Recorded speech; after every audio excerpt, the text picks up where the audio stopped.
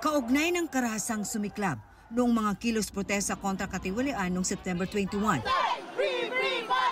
Reklamong inciting to sedition ang isinampa ng PNP-CIDG laban kay Cavite 4th District Representative Kiko Barzaga. It is in relation to the September 21 rally, violent incident in Manila.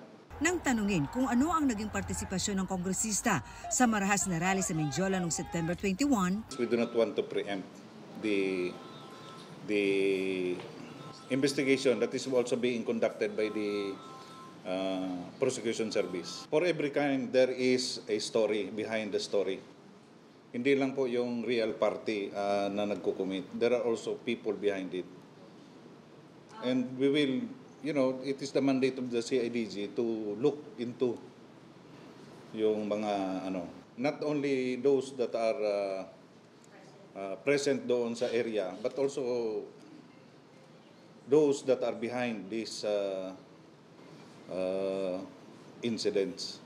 Bago pa ang anunsyo ng PNP-CIDG, ipinost online ni Barzaga ang sabpinang ito mula sa Quezon City Prosecutor para paharapin siya sa preliminary investigation sa mga kaso kaugnay ng paglabag sa Article 138 and 142 ng Revised Penal Code na may kaugnayan sa inciting to rebellion at inciting to sedition.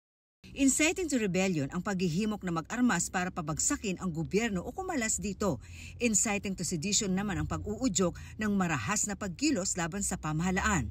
Kinumpirma rin ng CIDG na meron pang ibang reklamong kinakaharap si Barzaga. Kaugnay naman ito sa naging protesta sa labas ng isang subdivision sa Makati.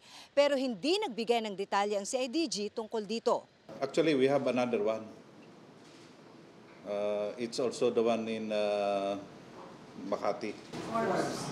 Forbes. So another one for Barzaga. Yes, but I will not comment on that as yet because we do not want to preempt the investigation, the preliminary investigation being conducted by the prosecution service. Matatandang kasama si Barzaga sa rally na ito sa Makati. Hindi, bati tayo. Meow, start listening to the people, or maybe you won't have the opportunity anymore if it's too late.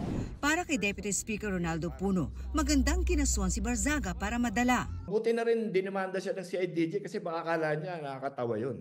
Di ba? So, para madala naman siya. Sa ethics complaint naman nilalaban kay Barzaga, nitong Lunes dapat ang hearing ulit sa kaso laban sa kongresista pero nakansela dahil sa bagyo. Itutuloy ito sa Lunes.